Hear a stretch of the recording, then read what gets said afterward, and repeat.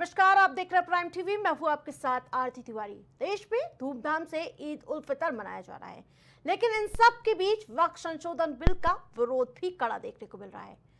वहीं आपको बता दें कि 2025 के बजट सत्र खत्म होने के ज्यादा वक्त नहीं बचे हुए हैं। उससे पहले वक्फ संशोधन बिल को लेकर जबरदस्त विरोध देखने को मिल रहा है। वक्फ बिल का काउंटडाउन धीरे धीरे सियासी दलों की टेंशन को बढ़ा रहा है। माना यह जा रहा है कि वक्फ संशोधन बिल 2 अप्रैल को लोकसभा में पेश किया जा सकता है। लिहाजा अगर वक्फ बिल 2 अप्रैल को सदन में लाया जाता है तो उसे दोनों सदनों में पारित कराने के लिए इस सत्र में केवल 2 दिन का वक्त मिलेगा। और हाल ही में गृह मंत्री अमित शाह ने कहा था कि वक्फ संशोधन बिल को इसी सत्र में पेश किया जाएगा। यहां तक कि अल्पसंख्यक मामलों के मंत्री किरण रिजिजू ने भी इस पर समर्थन दिया और कहा कि कुछ लोग इसको लेकर गुमराह कर रहे हैं। ये बिल देश के हित में है। एक तरफ सरकार विपक्ष से वक्फ बिल को लेकर साथ देने की अपील कर रही है, तो दूसरी ओर बीजेपी के सहयोगी पार्टी यानी कि टीडीपी और जेडीयू से मुस्लिम पर्सनल लॉ बोर्ड यानी कि बोर्ड की ओर से यह अपील किया जा रहा है कि इस बिल का कड़ा विरोध करें। और आंध्र प्रदेश के मुख्यमंत्री चंद्रबाबू नायडू ने विजयवाड़ा में राज्य सरकार की ओर से आयोजित इफ्तार पार्टी में वक्फ संपत्तियों की सुरक्षा और वंचित मुस्लिम परिवार के उत्थान के लिए अपनी सरकार के प्रतिबद्धता को दोहराया है। नायडू ने मुस्लिम समुदाय को आश्वासन दिया है कि टीडीपी सरकार ने हमेशा से वक्फ संपत्तियों की रक्षा की है, वहीं अब भी टीडीपी पीछे हटने वाली नहीं है। तो बीजेपी के लिए इस बिल को पास कराना मुश्किल हो सकता है। सड़क से संसद तक इस बिल का विरोध हो रहा है। समाजवादी पार्टी ने भी सरकार के खिलाफ मोर्चा खोल दिया है। चर्चा में जाएंगे, उससे पहले एक रिपोर्ट देखिए। उत्तर प्रदेश में ईद के मौके पर लोगों ने नमाज अदा की और इस दौरान कई जगह ईद के जश्न में बवाल भी देखने को मिला। यूपी में सड़क पर नमाज पढ़ने पर रोक होने की वजह से कई जगहों पर पुलिस से लोग भिड़ते हुए नजर आए। सहारनपुर में ईद की नमाज के बाद लोगों ने फिलिस्तीन के झंडे लहराए। मेरठ और मुरादाबाद में ईदगाह में नमाज अदा करने को लेकर पुलिस और लोग आमने सामने आ गए। वहीं हरियाणा के नूंह में ईद की नमाज के बाद 2 गुटों में लाठी डंडे चले, जिसमें कई लोग घायल हो गए। इसके साथ ही वक्फ संशोधन बिल का विरोध भी किया जा रहा है। देश भर में अलग अलग जगह वक्फ बोर्ड संशोधन विधेयक के विरोध में नमाजियों ने काली पट्टियां बांधी। All India Muslim personal law board ने इस विरोध का आह्वान किया था। रमजान की आखिरी नमाज में भी इसी तरह का विरोध देखा गया था। देश के अलग अलग राज्यों में भारी बवाल देखने को मिला। हरियाणा के नूंह में ईद की नमाज के बाद 2 गुटों में लाठी डंडे चले, जिसमें कई लोग घायल हो गए। उधर राजस्थान के टोंक में ईद की नमाज के बाद नारेबाजी और जुलूस निकालने को लेकर विवाद हुआ, जिसके चलते पुलिस और नमाजियों के बीच बहस हो गई। स्थिति को देखते हुए प्रशासन ने तुरंत अतिरिक्त पुलिस बल तैनात कर माहौल शांत करवाया। मेरठ से लेकर हरियाणा, महाराष्ट्र, सहारनपुर, यूपी, एमपी तक ईद पर कई जगह नमाज पर बवाल देखने को मिला। दरअसल यूपी में सड़कों पर नमाज पढ़ने पर पाबंदी थी, लेकिन लोग इस नियम को तोड़ते हुए नजर आए। मुरादाबाद में ईदगाह में नमाज अदा करने जा रहे नमाजियों को जब पुलिस ने रोका तो हंगामा हो गया। ईद की नमाज के बाद मेरठ की सड़कों पर कई नमाजियों ने पोस्टर लहराए। ये सभी सड़कों पर नमाज पढ़ने पर लगी रोक का विरोध कर रहे थे। समाजवादी पार्टी अध्यक्ष अखिलेश यादव ने लखनऊ की ऐशबाग ईदगाह में ईद की नमाज के दौरान उन्हें बैरिकेडिंग करके रोकने का आरोप लगाया है। अखिलेश यादव ने ईद के मौके पर सुरक्षा व्यवस्था को बनाए रखने के लिए की गई पुलिस की बैरिकेडिंग पर सवाल उठाए हैं और सरकार पर संविधान खत्म करने का आरोप लगाया। वक्फ बिल जो आ रहा है, ज्यादातर देश के दल उसके खिलाफ हैं। बड़े पैमाने पर राजनीतिक दल इसकी खिलाफत करेंगे। समाजवादी पार्टी भी इस बिल के विरोध करती है। सदन में जब आएगा इसका विरोध होगा। भारतीय जनता पार्टी के जितने भी अभी तक के फैसले हुए हैं, जो संविधान बदलने के या इस तरह के जो बड़े फैसले लिए हैं, उससे जनता को लाभ नहीं पहुंचा है। देश भर में मचे उत्पात के बाद ये घटनाएं सांप्रदायिक सौहार्द और राजनीतिक संदेश देने के रूप में देखी जा रही है। इन घटनाओं के बाद प्रदेश भर में सुरक्षा व्यवस्था कड़ी कर दी गई है। पुलिस प्रशासन ने समस्त घटनाओं की गंभीरता से जांच शुरू कर दी है।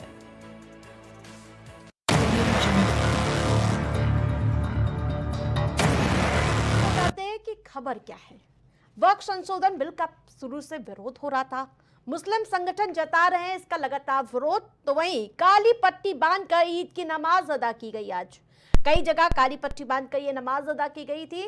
वो तस्वीरें भी हम आपको दिखाएंगे। और मुस्लिम पर्सनल लॉ बोर्ड की अपील पर ये लगातार विरोध हो रहा है। अब वक्फ बोर्ड को आपको बताते हैं आखिरकार वक्फ बोर्ड क्या है। 9.4 लाख एकड़ में ये फैली संपत्तियां हैं, जो 8.7 लाख संपत्तियों की जहां देखभाल इन्हीं के अंडर में आती है। और साथ ही संपत्ति की कीमत 1.2 लाख करोड़ है। भारत में दुनिया की सबसे बड़ी वक्फ होल्डिंग है और सशस्त्र बलों के बाद सबसे ज्यादा भूस्वामी वाली ये बोर्ड है यानी कि। और नया वक्फ बिल क्यों आखिरकार लाया गया, इसके बारे में हम आपको बताते हैं। संरक्षकों की शक्ति का दुरुपयोग, संपत्तियों की उचित खातों का रखरखाव न करना, इस पर तमाम चर्चा के लिए हमारे साथ पैनलिस्ट जुड़ चुके हैं। उनका परिचय कराती हूँ फिर चर्चा की शुरुआत। पंकज रस्तोगी वरिष्ठ पत्रकार स्टूडियो से हमारे साथ जुड़ चुके हैं। संतोष दुबे भारतीय जनता पार्टी से हमारे साथ जुड़ चुके हैं। अतुल यादव समाजवादी पार्टी से, नितिन चतुर्वेदी हिंदू महासभा से हमारे साथ जुड़ चुके हैं। सबसे पहले संतोष जी आपके पास ही आऊंगी। आदेश के यानी कि लगातार इतना बड़ा पर्व था, उसके बावजूद विरोध देखने को मिला। नमाजियों की ओर से जबरदस्त विरोध किया जा रहा है। काली पट्टी बांधकर और साफ कर दिया गया है कि किसी भी कीमत में इस बिल को स्वीकार नहीं किया जाएगा। क्या देखते हैं और कैसे सरकार इस चुनौती से उबर पाएगी? देखिए आरती, सबसे बड़ी बात यह है कि जिस तरीके से आशंका थी, ये पहले से इस चीज की आशंका थी कि ये कोई भी काम अपने जो नवाज है उसको इत्मीनान से नहीं करेंगे। ये लग रहा था कि ये कुछ ना कुछ करेंगे। हम लोग भी कहीं ना कहीं ध्यान में ये चीज आती है कि ये उपद्रवी टाइप के लोग हैं, उपद्रव करेंगे जरूर। और देखिए आज वही हुआ। ये नमाज के बाद इन्होंने तय किया कि भाई हमको सड़क पे निकलना है, वक्फ बिल का विरोध करना है। लेकिन वक्फ बिल का विरोध इनके करने से सरकार के सेहत पे कोई फर्क नहीं पड़ने वाला है। सरकार, देखिए, सरकार प्रतिबद्ध है वक्फ की संपत्तियों को अपने हाथ में लेने के लिए। और सरकार ने इसीलिए जेपीसी कमेटी बनाई। जेपीसी कमेटी में सारे दलों के लोग रहे। सबकी जो भी राय आई हो वो जेपीसी कमेटी के पास है, उसको पटल पे रखा जाएगा। और निश्चित ही ये मान के चलिए कि बिल पास होके रहेगा। जितनी भी संपत्तियां हैं जिन पे अवैध कब्जे हैं, बहुत सारे अवैध कब्जे हैं जो इन लोगों ने जबरदस्ती कब्जा कर रखा है, वो सब जो है सरकार अपने हाथ में लेगी। और जिस तरीके के उपद्रव किए हैं, उपद्रवों की भी जांच की जाएगी। जिन लोगों ने उपद्रव किया है उनके खिलाफ भी कठोर कार्रवाई। ठीक है संतोष जी, मतलब कि सरकार के लिए कोई चुनौती नहीं है। बिल्कुल ठीक है। अब हम समाजवादी पार्टी का सीधे रुख करेंगे। अतुल यादव जी, बार बार सरकार की ओर से कहा जा रहा है कि विपक्ष इस पूरे मामले में अपनी राजनीति रोटी सेकने का प्रयास कर रही है। किरण रिजिजू भी सामने आते हैं, वो भी कहते हैं कि भ्रम फैलाने की आवश्यकता नहीं है। और अभी संतोष दुबे जी भी कह रहे हैं कोई वो रुकावट नहीं है, ये बिल पेश होके रहेगा। कैसे देखते हैं इस पूरे मामले को? देखिए, हमारे माननीय राष्ट्रीय अध्यक्ष जी के द्वारा कहा गया है जब ये बिल आएगा तो समाजवादी पार्टी और जो और भी विपक्षी दल इस बिल का विरोध करेंगे। और रही बात है बिल जो है ना, सरकार की आप मंशा देख लीजिए आरती जी। सरकार की मंशा जो किसान बिल लाया जा रहा था वो किसानों के हित में नहीं था, वो किसानों के विरोध में था। तभी तो किसान विरोध में थे। सभी किसानों पे तो सरकार को झुकना पड़ा। आप देखेंगे जेपीसी बनाई और जेपीसी में जो विपक्षी सांसद थे उनकी बातों को इन्होंने शब्द ब शब्द उनके सुझावों को भी नहीं रखा। यानी कि भारतीय जनता पार्टी की मंशा क्या है ये सभी जानते हैं। और भारतीय जनता पार्टी 80-20 की राजनीति करती है। और क्या मंशा है भारतीय जनता पार्टी की? मैंने कहा भारतीय जनता पार्टी की जो मंशा है वो 80-20 की राजनीति करती है। वो सिर्फ एक धर्म के लोगों को दिखाने के लिए कि देखिए हम कितना क्या कर रहे हैं। और भारतीय जनता पार्टी अगर अच्छे मंशा से कोई चीज लाती तो आप आरती जी, उत्तर प्रदेश में जो भारतीय जनता पार्टी की सरकार है, विभिन्न जगहों पे भारतीय जनता पार्टी की सरकार है, हम उत्तर प्रदेश की बात रख लेते हैं। उत्तर प्रदेश में कितने डीएम जो है मुस्लिम है बता दीजिए। तो कहीं ना कहीं एक भी डीएम नहीं होगा मुस्लिम। तो कहीं ना कहीं भारतीय जनता पार्टी जो मुस्लिमों की हितैषी बनने की कोशिश कर रही है, ये दिखावे की राजनीति कर रही है। कहीं नहीं ये मुस्लिमों के हितैषी हैं। ये सिर्फ अपना लाभ देखते हैं, कभी भी मुस्लिमों का लाभ नहीं देखते हैं। ये मुस्लिमों का एक चीज बताइए, हमारा देश जो है धर्मनिरपेक्ष, मतलब उपासना की हम सबको स्वतंत्रता है, लेकिन इनके जो कुछ अधिकारियों के द्वारा या पुलिस अधिकारियों के द्वारा कहा गया कि आप छत पे भी नमाज नहीं पढ़ पाएंगे, ये बात करते हैं वक्फ बिल की, तो कहीं ना कहीं भारतीय जनता पार्टी की मंशा जो है लोगों को समझनी होगी। भारतीय जनता पार्टी की मंशा को हमारे माननीय राष्ट्रीय अध्यक्ष जी के द्वारा तो विरोध, ये जो मतलब बिल पर विरोध जताई दिया गया। आज हमारे माननीय राष्ट्रीय अध्यक्ष जी जब वहां पे ऐशबाग ईदगाह जा रहे थे, तो भारतीय जनता पार्टी की जो सरकार है, तो उत्तर प्रदेश की सरकार है, तो क्यों रोका गया उनको? क्यों मतलब आधे घंटे तक रोका गया? बात आ गई, ठीक है अतुल जी, लौटेंगे आपके पास। ठीक है नितिन चतुर्वेदी जी, इस पूरे मामले को हिंदू मुसलमान के चश्मे से आखिरकार क्यों देखा जा रहा है? इस बिल को हिंदू मुसलमान का रुख क्यों दिया जा रहा है? नितिन जी देखिए आरती जी, ये इस बिल को हिंदू मुस्लिम के चश्मे से बिल्कुल नहीं देखा जा रहा है। ये गलत फहमी फैलाई जा रही है, ये विपक्ष द्वारा एक भ्रम फैलाया जा रहा है। अभी आपने देखा होगा कि मोदी जी ने कितनी सौगात दी है सारे मुस्लिम भाइयों को ईद पे। और आप ये बताइए, कोरोना में जब फ्री राशन बटा था तो क्या मुस्लिमों को राशन नहीं दिया क्या? जो आज हमारे सरकारी सेवाएं हैं, चाहे अस्पतालों में हो, चाहे सिलेंडर हो, जो भी मुस्लिमों का राशन क्यों नहीं दिया जाएगा? क्या वो देश का भाग नहीं है या देश की नहीं, वो देश के आगे नहीं है? अतुल जी एक साथ जवाब दीजिएगा, क्या उनको करा दी जा रही थी? अतुल जी हमारे साथी ऐसे नहीं रोक, समस्या यही है ना कि लोग बोलना नहीं चाहते। हम आपको समय देंगे पूरा। अब आप बताइए, अतुल जी बार बार क्या कह रहे हैं कि हमारे राष्ट्रीय नेता जो है ईदगाह जा रहे थे, उनको रोक दिया गया। जिस ईदगाह की ये बात कर रहे हैं, ऐशबाग ईदगाह, उसके ठीक सामने रामलीला है, सबसे बड़ी रामलीला मैदान है, जहाँ पे इस समय चैती महोत्सव चल रहा है। क्या अखिलेश यादव जी कभी वहां जाते हैं? क्या कभी अखिलेश यादव जी वहां रामलीला देखने जाते हैं? तो ये हिंदू मुस्लिम ऐसा नहीं है। हमारे राष्ट्रीय अध्यक्ष जी हमेशा सभी कार्यक्रमों में जाते हैं। मानस की प्रतियां जलाई कि नहीं जलाई स्वामी प्रसाद मौर्य ने? आपके गठबंधन की कांग्रेस ने राम को काल में बताया कि नहीं बताया सुप्रीम कोर्ट में? आप कहाँ हिंदू मुस्लिम की बात कर रहे हो? हिंदू मुस्लिम तो आप करते हो। आप ये बताइए आरती जी, सिर्फ ये हो रहा है कि जो संशोधन का जवाब ले लूंगी आपसे। संशोधन इसलिए लाया जा रहा है क्योंकि उनको असीमित जो शक्तियां दी गई हैं उसका दुरुपयोग हो रहा है।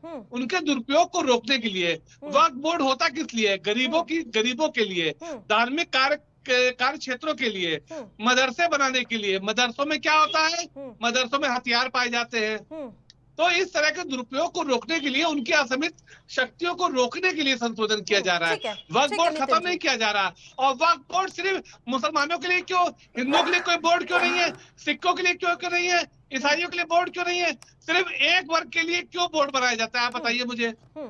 ठीक है, लौटूंगी नितिन जी आपके पास। ठीक है पंकज जी, आपने सभी के पक्ष सुने, संतोष जी कह रहे कोई रुकावट नहीं है, हम ये बिल ला के रहेंगे। और जब समाजवादी पार्टी के प्रवक्ता से मैं रुक लेती, वो कहते हैं कि ये एक रंगी लोग हैं। अतुल यादव जी कहते हैं भी एक रंगी लोग हैं, ये हमेशा से तुष्टिकरण की राजनीति करते हैं। हिंदू मुस्लिम का चश्मा भी आप देख पा रहे हैं। आप अपना रुख साफ करिए कि आखिरकार क्या है वक्फ पर। देखिए, वक्फ बिल जो है इस देश की एकांत आवश्यकता है और मुस्लिम समुदाय के विकास के लिए इस वक्फ बिल की बहुत आवश्यकता है, क्योंकि वक्फ बिल को बने कई दशक हो चुके हैं, लेकिन जिस तरह से मुस्लिम समुदाय का विकास अवरुद्ध है, और चाहे पसमानदा समाज जो मुस्लिम समुदाय के लोग हों, चाहे अन्य मुस्लिम वर्ग के लोग हों, उनका कोई विकास वक्फ के लोग नहीं कर सके। वक्फ के बारे में पहले समझ लीजिए आरती जी, वक्फ दो प्रकार के होते हैं, एक शिया वक्फ बोर्ड, एक सुन्नी वक्फ बोर्ड द्वारा वक्फ संचालित होते हैं, एक अलाउल औलाद और एक अलाउल खैर। तो अलाउल औलाद जो होता है उसमें जो लोग होते हैं अपनी प्राइवेट संपत्तियों को वक्फ कर देते हैं, और उनके परिवार का लोग ही मुतवल्ली होते हैं। मुतवल्ली माने उस वक्फ के प्रबंधक होते हैं, लेकिन उसका संचालन जो है उस मुतवल्ली और वो सारे जो है सुन्नी वक्फ बोर्ड या शिया वक्फ बोर्ड जिस कम्युनिटी के होते हैं उसके द्वारा होते हैं। और अलाउल खैर जो होता है वो क्या नाम है, वो अपनी पूरी संपत्ति को वक्फ बोर्ड को सुपुर्द कर देते हैं, और उसका पूरा संचालन, उसके मुतवल्ली बनाने का काम और सब संचालन करने का काम वो शिया सुन्नी वक्फ बोर्ड या सुन्नी वक्फ बोर्ड जो जिस कम्युनिटी से वो आते हैं उसको करता है। तो इस देश में अगर आप कहिए तो 9,40,000 एकड़ जमीनें वक्फ बोर्ड के पास हैं, और दूसरी बात और 8,70,000 संपत्तियां हैं, लेकिन इतनी बड़े संपत्तियां और उसके बावजूद भी मुस्लिम समुदाय का 70 सालों में कितना विकास हुआ, ये 75 सालों में ये सबने देखा है। और जिस तरह से मनमोहन सरकार, जो कांग्रेस की सरकार थी 2013 में, मनमोहन सरकार ने जाते आते दिल्ली की कितनी संपत्तियों को वक्फ के हवाले कर दिया, तो ये भी एक जनमानस ने देखा है। और सवाल इस बात का है, उससे मुस्लिम समुदाय का कोई विकास नहीं हुआ, कोई किसी प्रकार का विकास नहीं हुआ, और कोई वो नहीं, उनके लिए किसी प्रकार का नहीं, क्योंकि जो मुतवल्ली बन जाते हैं वो संपत्तियों को बेचना और तमाम उसको कम दामों पे लीज कर देना, तमाम इस तरह के एस्पेक्ट देखने को आए हैं। देश की बहुमूल्य जगहों पे इनकी संपत्तियां हैं, और बहुत जगह तो इन्होंने अवैध कब्जे भी कर रखे हैं जिसका कोई रिकॉर्ड नहीं, उनके पास कोई रिकॉर्ड नहीं। अगर उनसे मांगा जाए तो उनके पास कोई रिकॉर्ड नहीं। ठीक है, ओवैसी से लेकर आम आदमी पार्टी, समाजवादी पार्टी तक 4 लोगों पर निगाहें हैं। वो 4 बड़े नाम हैं, नीतीश कुमार, चंद्रबाबू नायडू, चिराग पासवान, जयंत चौधरी। क्योंकि चंद्रबाबू नायडू पहले ही साफ कर चुके हैं कि हम समर्थन नहीं करेंगे। अगर इन कुल सांसदों के मैं आंकड़ा बता दूं तो 35 हैं। अगर ये कुल 35 खेला कर दें तो क्या ये बिल आ पाएगा? देखिए, पहले तो ये बात समझ लीजिए, अगर मोदी सरकार ने इस बिल को लाने का निर्णय किया है तो कहीं ना कहीं से बहुमत और उसकी आधार पे ही किया होगा, और सदन में जितनी संख्या होगी उसी आधार पे ही ये बिल प्रस्तुत, ये उसमें वोटिंग होगी और उसी पे होगा। ये बिल देखिए, पहले ज्वाइंट पार्लियामेंट कमेटी को भेज दिया गया था, 32 सदस्यीय कमेटी थी, उसमें सभी दल के लोग थे, और उसमें जो संशोधन हो सकते थे उसको किया गया। उसमें किसी मस्जिद की कोई जमीन वक्फ की सरकार के पास नहीं जाने वाली है, कब्रिस्तान की जमीनें नहीं जाने वाली हैं। हालांकि अखिलेश यादव ने 1300 करोड़ रुपया उत्तर प्रदेश सरकार के बजट से ही कब्रिस्तानों की बाउंड्री के लिए दिया था, जबकि शमशानों की भूमि के लिए कोई पैसा नहीं दिया था। ये देखिए, सीधे सीधे मुस्लिमों के तुष्टीकरण की राजनीति के लिए ये सब किया जा रहा है। जबकि मोदी सरकार की बात करें तो मोदी सरकार सबका साथ सबका विश्वास के आधार पर जो चलती है, सबको देने का काम करती है, भले मुस्लिम वर्ग उसको वोट दे या न दे। और ये मान के चलिए, ये वक्फ बिल, एक मिनट, ये 10 सेकंड, ये वक्फ बिल जो है इस देश के लिए नितांत आवश्यक है। इससे इसका विकास, जो मुस्लिम समुदाय के लोग हैं उन्हीं के लिए ये वक्फ बिल है, और उन्हीं के विकास के लिए वक्फ बनाए जाते हैं। तो उनका किस तरह का समुचित विकास हुआ 70 सालों में, ये सबने देखा है।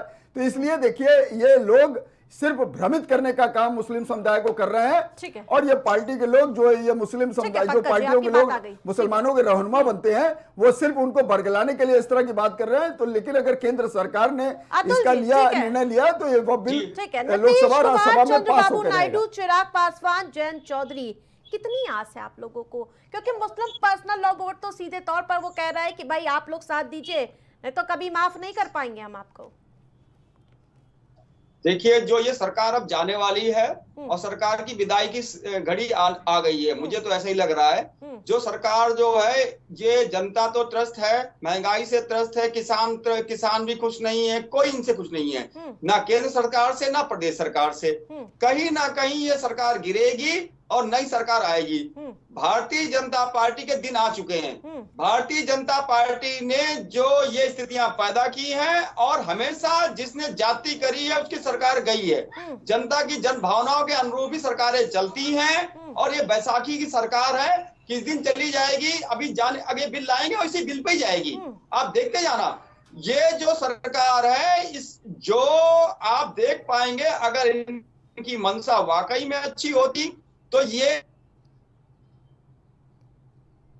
महंगाई पे बात करते, कम करने के अतुल जी, महंगाई पर विकास से बात कर रहे हैं, आप काली पट्टी पहन के समर्थन करने उतर जा रहे हैं। महंगाई पर आप लोग क्या बात कर रहे हैं? हमारे माननीय राष्ट्रीय अध्यक्ष जी के द्वारा, हमारे सभी नेताओं के द्वारा जमीन से, धरातल से लेकर के लोकसभा, विधानसभा, हर जगह महंगाई की बात कर जाते हैं। हमारे सारे प्रवक्ता जितने भी हैं, हम भी हैं, लगातार हमारे सीनियर प्रवक्ता, हम जितने भी हैं, सभी लोग महंगाई की बात रखते हैं, विकास की बात रखते हैं। हमने कब बात नहीं रखी? हमने हमेशा सभी चैनलों पर, आपके चैनल पर भी हमेशा महंगाई की बात रखी। महंगाई से जनता त्रस्त है, लेकिन वहां पे ये वहां भी बात नहीं करते हैं, और विकास की बात नहीं करते हैं, मुस्लिमों के विकास की बात नहीं करते, उनकी अच्छी शिक्षा की बात नहीं करते हैं। अच्छा, मैंने आपके चैनल पर जिम्मेदारी से कह रहा हूं कि उत्तर प्रदेश में भारतीय जनता पार्टी के प्रवक्ता बैठे हुए, बता दें कितने डीएम नियुक्त हैं।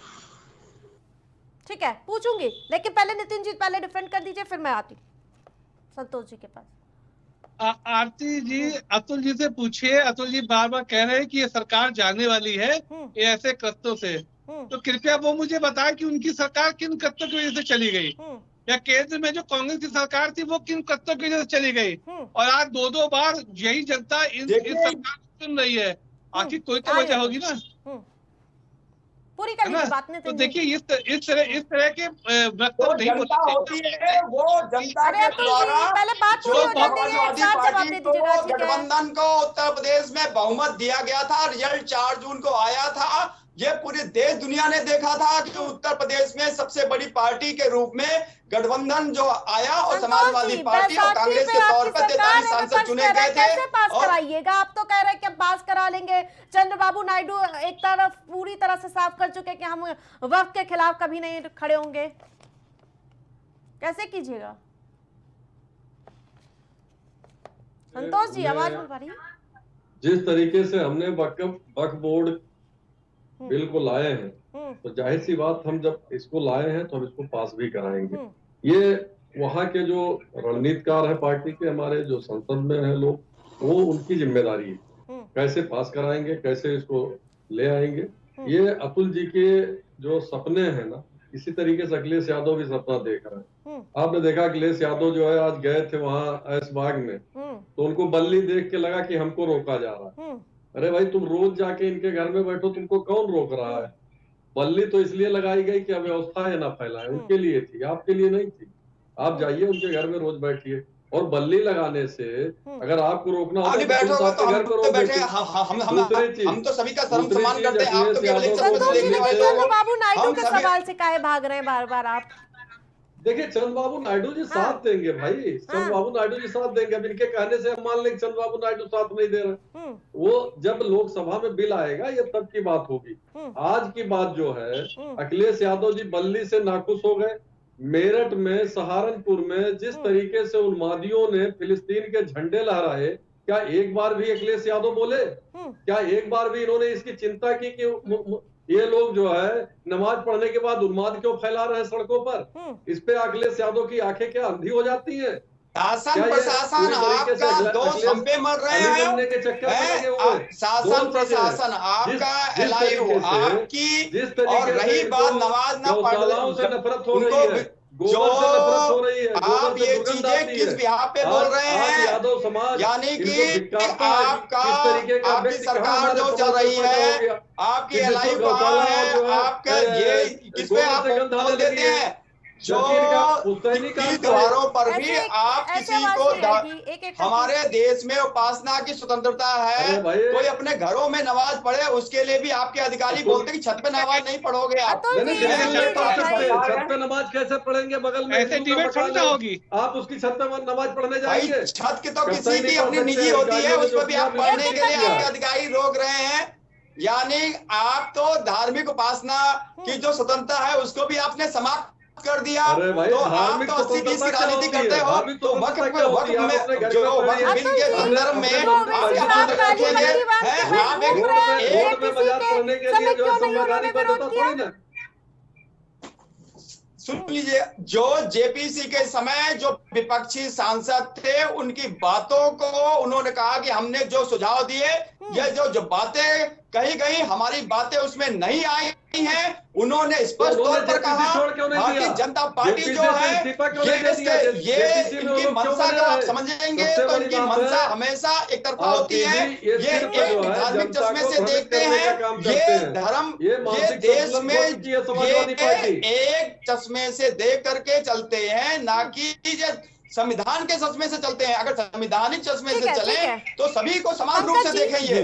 जिस प्रकार से अभी आप देख रहे हैं कि अभी 80-20 की राजनीति हो रही है, एक रंगी की राजनीति हो रही है, और अब वक्फ बिल में कितनी चुनौती होने वाली है, क्योंकि चंद्रबाबू नायडू की भूमिका क्या होने वाली है, इस पर थोड़ा सा प्रकाश डालिए। देखिए, पहले चीज ये है कि सरकार बीजेपी के पास 240 सीटें हैं, और अगर वैसे बात करें तो एनडीए के को अगर वक्फ बिल को पास कराना है तो 272 का बहुमत का आंकड़ा पास कराना होगा। तो देखिए, चंद्रबाबू नायडू हो चाहे नीतीश कुमार हो, दोनों ने पहले ही कह रखा है, चाहे आपके पासवान हो, सबने पहले ही से कह रखा है कि हम जो है ये इस बिल के लिए सहमत है और बाकायदा स्वीकृति दी है। तभी देखिए उनके लोग भी जेपीसी कमेटी में थे, बाकायदा इसके लिए बोल रखा है और बाकायदा उसमें डिस्कशन हुए, तमाम चीजें हुई। तो वक्फ बिल कोई मुसलमानों के लिए अहितकारी नहीं है, वो मुसलमानों के विकास के लिए ही होगा। बस ये है कि उसमें सरकार का हस्तक्षेप हो जाएगा, बहुत सी चीजें कंट्रोल में हो जाएंगी। वक्फ के तमाम ऐसी संपत्तियां हैं अब ये जान लीजिए आरती जी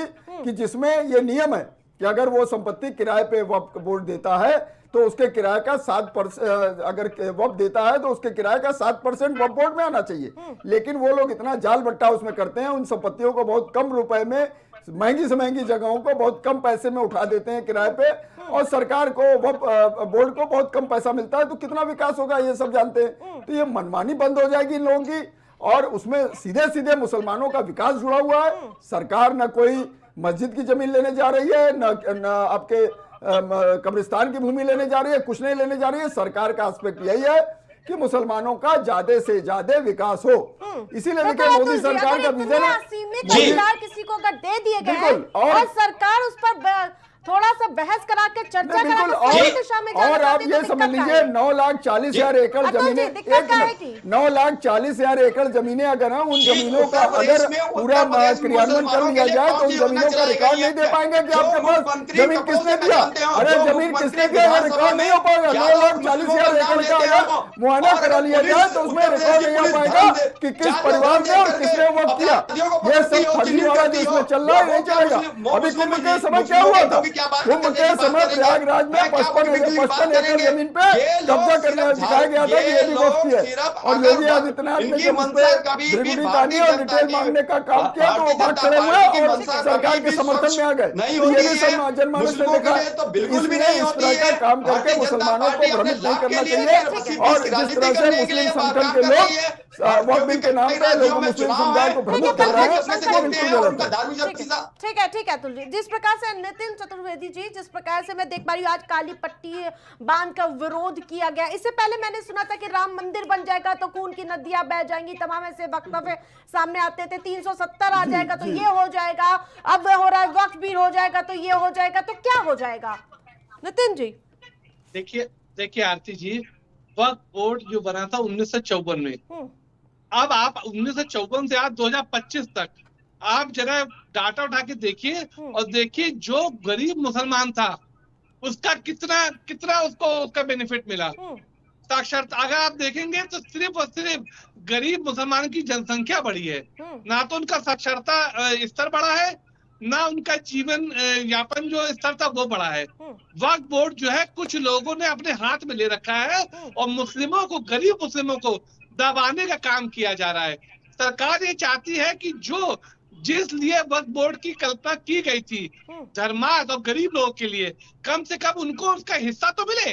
लेकिन यहाँ सारे विपक्ष को मिर्चा लग रही है जो कि इनको भी हिस्से जा रहे होंगे। तो ये नहीं चाहते कि वो गरीब को पैसा, जो मुस्लिम गरीब है उसको बढ़ाया जाए, उसको पढ़ाई बढ़ाई जाए, उसके बच्चों को अच्छी शिक्षा दी जाए। वो ना करके ये उन पैसों को खाने का काम करना चाहते हैं। ये जो कुछ मुसलमान हैं जो बड़े स्तर पे बैठे हुए हैं और जो वक्फ बोर्ड में इस तरह की घपलेबाजी कर रहे हैं, उनके लिए सरकार ने ये किया है। और मैं चाहता हूं कि ये संशोधन बिल अवश्य आना चाहिए, और जो गरीब हमारे मुस्लिम भाई हैं उनको उनका हक मिलना चाहिए। उनको गुमराह किया जा रहा है, उनको सही जानकारी नहीं दी जा रही है। उनको सही जानकारी होनी चाहिए कि ये वक्फ बोर्ड में जो संशोधन है वो आपके लिए किया जा रहा है। ठीक है अतुल जी, आपके पास आऊंगी, लेकिन पहले संतोष जी के पास आऊंगी। मैं एक बात बोलना चाहता हूं कि उत्तर प्रदेश में इतने सारे विश्वविद्यालय हैं जो राज्य स्तरीय विश्वविद्यालय हैं, उनमें कितने बीसी मुसलमान हैं, और जो 75 जिले हैं उनमें कितने डीएम मुस्लिम है, ये बताने का प्रयास करें कि क्या वाकई में सरकार की मंशा मुसलमानों की उन्नति की है, उनके विकास की है। जो लोग उनको देखना नहीं चाहते हैं, उनको नमाज पढ़ने के लिए उनके अधिकारी कहते हैं अपनी छत पे नमाज नहीं पढ़ पाओगे, वो विकास की बात कर रहे हैं, वो मुस्लिमों की बात कर रहे हैं। वो कैसी बात हो रही है? ये तो दोहरी बात हो रही है कि भाई एक तरफ तो उसको देखने की कोई चश्मा नहीं है, लेकिन दूसरी तरफ कह रहे हैं कि हम आपका विकास चाहते हैं। अरे तो दोहरी बातें हो गई, ऐसा नहीं होता है। अरे दोहरी बात तो आप लोग भी करते हैं ना, सांसद महोदय बात हम नहीं करते। समाजवादी पार्टी के द्वारा, समाजवादी पार्टी के समय में मुस्लिमों का हमें उर्दू शिक्षकों की भर्ती हुई तो सामान्य शिक्षकों की भर्ती हुई, क्या मैंने पुलिस कुछ गलत भर्ती कह हुई, दिया? हर अतुल जगह जी, भर्ती करी अभी गई, सभी को विकास लालजी कार्य दिए सुमन गए। बयान देते हर आप कहते हैं समाज कि दलित है इसलिए उसको हज टारगेट हाउस किया को जा रहा पैसा है। देते हो आप, किस किस मंदिर को आपने पैसा दिया? आप राणा यहाँ बैठ सांगा के पर बातें उन्होंने कर रहे हो। बयान दिया जब जी राणा सांगा के विषय में मैं आपके चैनल में भी कह चुका हूं कि जो राणा सांगा जी जो है वो एक चीज, वो महापुरुष थे, उनके द्वारा लड़ाई लड़ी गई और उनके द्वारा जो पौरस दिखाया गया, उनके जो इतिहास के विषय में किसी ने भी वो नहीं कहा। उन्होंने जो हमारे सांसद जी के विषय जो द्वारा जो एक पक्षी इतिहास था उसके संदर्भ में व्याख्या करी गई। रही बात, एक चीज बताइए कि जब एक दलित सांसद जी के द्वारा कोई बात रख दी गई, जो लोग पुलिस की मौजूदगी में उनके घर पर जो तोड़फोड़ हो गई, अरे समाजवादी पार्टी के रामजीलाल सुमन ने तो उनको गद्दार कहा। बड़े संसद में राज्यसभा में उन्होंने बोला कि राणा सांगा गद्दार थे, सीधे सीधे गद्दार बोला, तो उस पर क्या बात करेंगे? बात बनाने से नहीं होगा। और जब इसका विरोध होने लगा तो आप उनको दलित बता के उसमें पल्ला झाड़ते हैं, अखिलेश यादव उनका समर्थन करते हैं। आपने हिंदू विरोधी किया है, औरंगजेब का महिमा मंडन करने का काम अब वो आजमी करते हैं, उसका अखिलेश यादव समर्थन करते हैं। तो इस तरह की बात तो खुद समाजवादी पार्टी करती है। सभी जातियों का आदर करती है। भारतीय जनता पार्टी की तरह नहीं है। भारतीय जनता पार्टी जो मुस्लिमों की बात इस समय कर रही है, वक्फ बिल की बात कर रही है, अगर मुस्लिमों की हितैषी होती तो उनकी पढ़ाई लिखाई की बात करती, उनके विकास की बात करती, उनके रहन सहन की बात करती और उर्दू शिक्षकों की भर्ती की बात करती। उनके समान रूप से उर्दू की जब बात आई थी तो क्यों विरोध किया गया था? सांसद महोदय ने तो माननीय साफ तौर पे कहा, मुख्यमंत्री मैं जी के माफी द्वारा नहीं उत्तर मांगूंगा प्रदेश डंके के चोट में पे, मैंने हाँ कहा। बिल्कुल। उनका चरित्र, माफी क्यों मांगेंगे? उनका चरित्र वही है। अतुल जी, उन्होंने तो जिस डंके चरित्र की के चोट वो है पे वही कहा, तो अभी मैं बोलेंगे। माफी नहीं मांगूंगा, मैंने जो कहा वो कहा। देखिए, समाजवादी पार्टी के द्वारा माननीय राष्ट्रीय अध्यक्ष जी के द्वारा कहा गया कि सभी धर्मों का आदर है, सभी जातियों का आदर है। राणा सांगा जी के विषय में, जो उनके इतिहास के विषय में जो चीज है, वो उन्होंने जो युद्ध किए या उनके द्वारा जो विजय प्राप्त करी गई, उनके संघर्षों को, उनके विषय में जो चीज है वो इतिहास में अच्छी लिखी हुई है। और हमारे सांसद जी के द्वारा एक पक्षी जो बात किसी किताब में कहीं लिखी थी उसको बोला गया, और इस पर तो इतिहास के जो इतिहासकार हैं जो अच्छे तरीके से बात रख पाएंगे। इतिहास की बात है, समीक्षा हो सकती है, बात हो सकती है, लेकिन इन चीजों पर पीछे आप इनसे कहूंगी नितिन जी की आवाज ठीक कराइए। ईदगाह जा सकता है लेकिन रामलीला नहीं जा सकता। अब बात करता है बीजेपी की कि बीजेपी हिंदू मुस्लिम करती है। हिंदू मुस्लिम तो आप भी करते हो। हम तो हिंदू मुस्लिम, हम तो जाति राजनीति नहीं करते। अरे आपने तो, आपके रामजीलाल सुमन ने तो राणा सांगा को गद्दार कहा, और एक ठाकुर समुदाय के लोगों को आपने उनकी भावना आपकी, इसीलिए करनी सेना के लोगों ने प्रदर्शन किया और बकायदा वहाँ पर ये फुटेज दिए कि रामजीलाल सुमन के घर से करनी सेना के लोग पत्थर फेंके जा रहे थे। तो इस तरह की बात कहना कहाँ से जाए? ठीक है, सरकार किस आधार पर इस बिल का समर्थन कर रही है? क्या संशोधन करने जा रही है? क्योंकि ऐसा कहा जा रहा है कि अब जो अब तक किया जाता है वो ट्रिब्यूनल के अंदर सुना जाता था, वक्त से जुड़े मामले अब सिविल कोर्ट में ले जा सकते हैं, उसके ऊपर के कोर्ट में ले जा सकते हैं। इससे किस बात की दिक्कत है संतोष जी? आपने मेरे से कि वक्फ बोर्ड जो था, इनका अपना एक ट्रिब्यूनल था, अपना जो है एक इन्होंने अदालत बना रखी थी कि कोई किसी की जमीन पे कब्जा कर ले और सुनवाई इनकी होगी इनकी अदालत में। किसी हिंदू की भी जमीन कब्जा कर ले, किसी और दलित की जमीन कब्जा कर ले, किसी और की जमीन कब्जा कर ले, तो उनकी सुनवाई सिर्फ इनके ट्रिब्यूनल में होती थी, वो कहीं और नहीं जा सकता था। तो जिस तरीके की दादागिरी होती थी वक्फ बोर्ड में, वो दादागिरी खत्म होगी और जो भी पीड़ित होगा, जिसकी भी जमीन होगी, जहां भी इन लोगों ने कब्जा किया होगा या कोई चीज होगी, तो वो एक संबंधित न्यायालय में जाएगा, न्यायालय में सबको न्याय मिलेगा। वहां पे एक दादागिरी चलती थी, उस व्यवस्था को भी खत्म करने की आवश्यकता है। और वक्फ बोर्ड जिस तरीके से बिल आया है, उस बिल का आप देखिएगा लोकसभा में जब आएगा तो हर व्यक्ति समर्थन करेगा, क्योंकि अभी इनको लग रहा है कि भाई लोग विरोध करेंगे, लेकिन जब बिल आएगा तो वहां देखिएगा समर्थन होगा और बिल पास होगा, डंके की चोट पे पास होगा। दूसरी चीज, अभी ये पूछ रहे थे अतुल जी कि भाई कितने जो है डीएम और कितने एसपी और कितने अधिकारी मुस्लिम नहीं है, मुसलमानों को पोस्टिंग नहीं मिल रही है। मैं इनसे पूछना चाहता हूं कि आप अखिलेश जी से कहिए ना कि राष्ट्रीय अध्यक्ष का पद छोड़ के किसी मुस्लिम को राष्ट्रीय अध्यक्ष बना दे समाजवादी पार्टी का। जब आप इनके इतने हिमायती हैं तो आप राष्ट्रीय अध्यक्ष बनाइए किसी मुसलमान को पार्टी का अपने, और उसके अंडर में काम करिए। हमारे यहाँ जो लेकिन भारतीय अखिलेश जनता यादव पार्टी नहीं चल रही करेंगे, है, हम सिर्फ वोट समाजवादी लेने के लिए लोग हैं मुसलमानों का और इस्तेमाल हम करते सभी हैं, लोगों को सिर्फ सम्मान वोट देते लेने हैं। के लिए उनकी हमारे बात यहाँ करेंगे, सबका मोटा लेकिन समाज की उनको बात की किसी जाती पद है। पे नहीं बैठा हम लेंगे, किसी अगड़े, अच्छी जगह पिछड़े, उनको जो है दलित, सम्मानित नहीं सभी करेंगे, को लेकिन समान रूप उनका से वोट लेते हुए चाहिए, विकास की बात इसलिए करते उनको हैं। बहलाने भारतीय का काम जनता करेंगे, पार्टी की तरह नहीं उनको हमारी जो है सोच है। भगलाने का काम हमारी करते सोच हैं। तो विकासवादी अखिलेश सोच है, यादव की तो सभी को ये साथ में धारा लेकर बनती चलने है वाली लेकिन सोच क्या है। है, मुसलमानों के आपके वोट के यहाँ भरोसे सिर्फ सरकार बना लेंगे। आपके यहाँ सिर्फ अगड़ों की बात होती है, अतुल जी, पिछड़ों की हाँ। कभी बात नहीं होती। चलो अगर ठीक पिछड़ों की बात होती तो आपके यहाँ केशव प्रसाद मौर्य जी को मुख्यमंत्री बनाया जाता, उनके नेतृत्व में चुनाव जीता गया था। लेकिन भारतीय जनता पार्टी के पिछड़ा द्वारा तो प्रधानमंत्री है और बहुत सारे राज्यों में हमारे पिछड़े मुख्यमंत्री हैं, उनके नाम पे तुम वोट काहे दिए गए। चिंता कर रहे हो? समाजवादी पार्टी भाई, हमेशा सबसे बड़ी बात है, सबसे बड़ी बात है, अगर 5 सीटें इन्होंने यादव की दी, अगर ये यादव के इतने बड़े हितैषी होते तो ये अपने परिवार से ही 5 यादव को टिकट न देते, ये बाहर के भी यादव को टिकट देते। इनको यादव से कोई लेना देना नहीं है, इनकी एक जमात है, ये जो पीडीए बनाए हैं, ये परिवार डेवलपमेंट पार्टी है। पीडीए जो है परिवार डेवलपमेंट अथॉरिटी बना रखा है इन्होंने।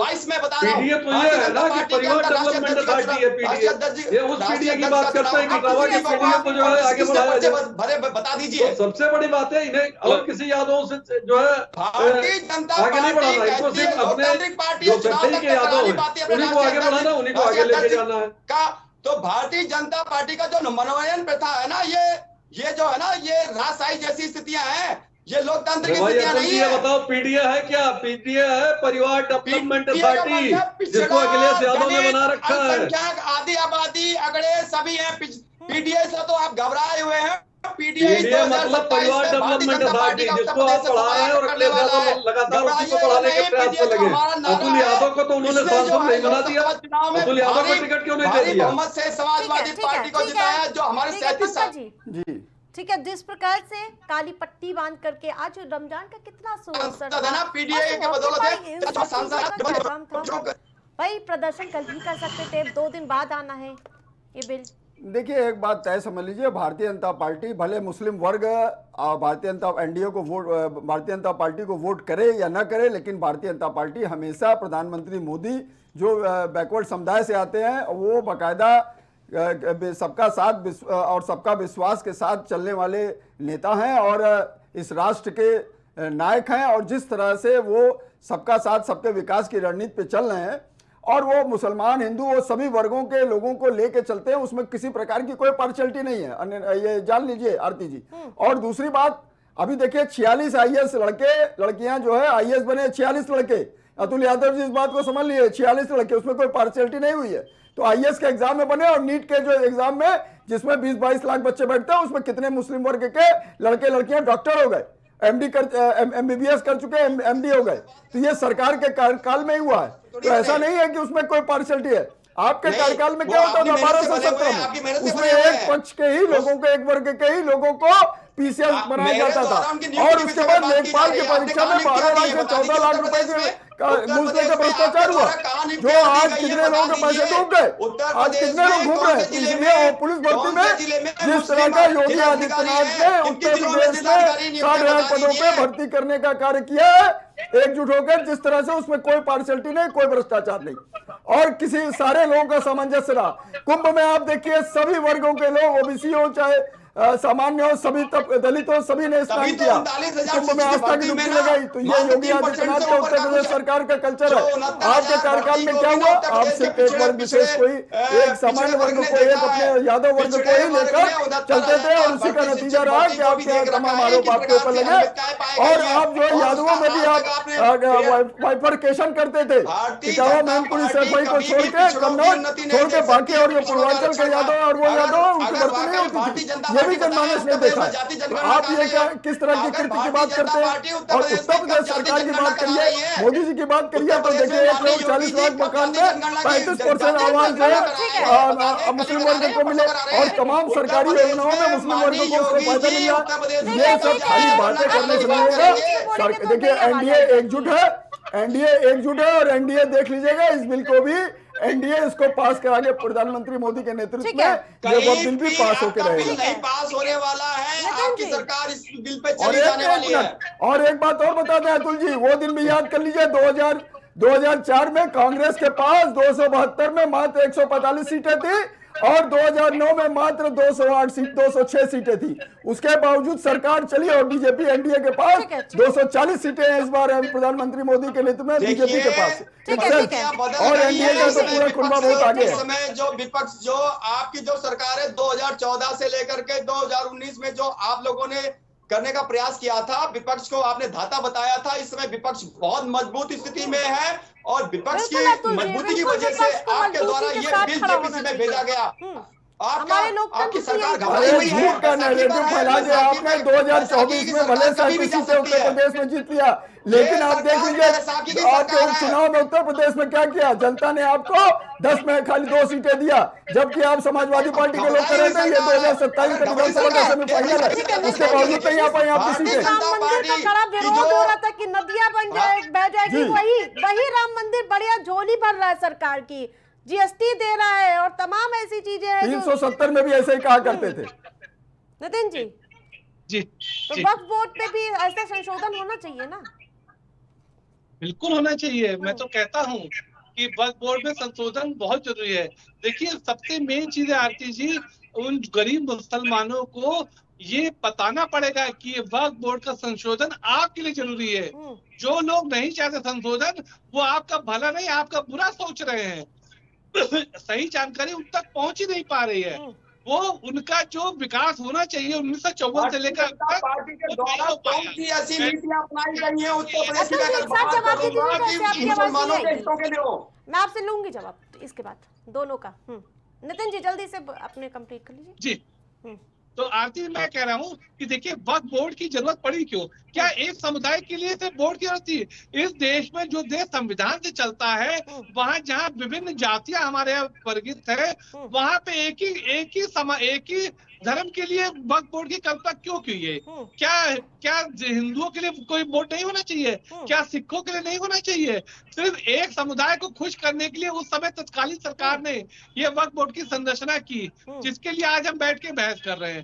मेरे हिसाब से तो इस तरह का कोई बोर्ड होना ही नहीं चाहिए। जो चीज हो वो सबके लिए हो, सबके लिए। आर्थिक रूप से कमजोर है उनके लिए होना चाहिए।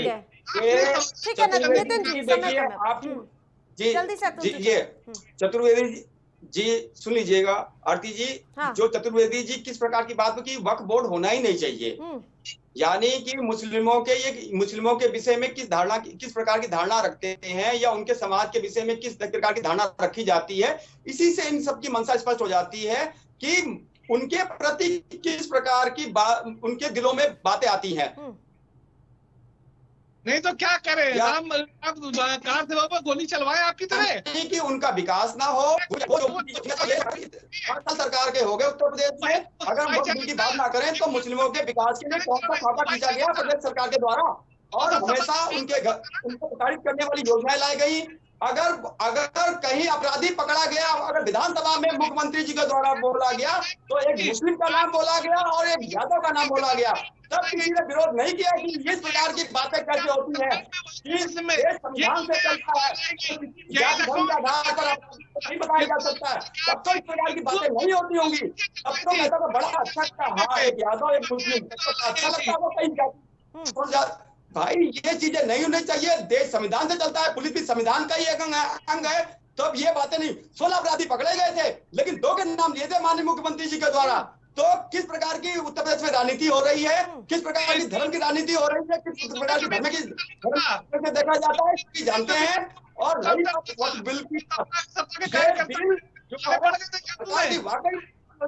बहुत अच्छी है, तो इस पर व्यापक चर्चा कराई जा सकती थी। जेपीसी में जो मेंबर थे, संतोष जी लास्ट कमेंट, ठीक है जल्दी से जवाब दीजिए। अखिलेश यादव हो चाहे पूरी पार्टी यही कह रही कि आप लोग एक रंगी लोग हैं, तो फिर काहे की सेवइयां बांट रहे थे आप लोग? भाई आप लोग किट बांट रहे थे, अभी मोदी किट। देखिए हम लोग पहले कह चुके हैं, सबका साथ सबका विकास और सबका विश्वास। इस मुद्दे पे भारतीय जनता पार्टी काम करती है और माननीय प्रधानमंत्री नरेंद्र मोदी जी और माननीय योगी आदित्यनाथ जी इसी व्यवस्था के तहत काम कर रहे हैं। अब जिनको ये लगता है कि भाई हम उनकी नहीं सुन रहे हैं, वो उनकी बात अलग है, वो रोते रहे।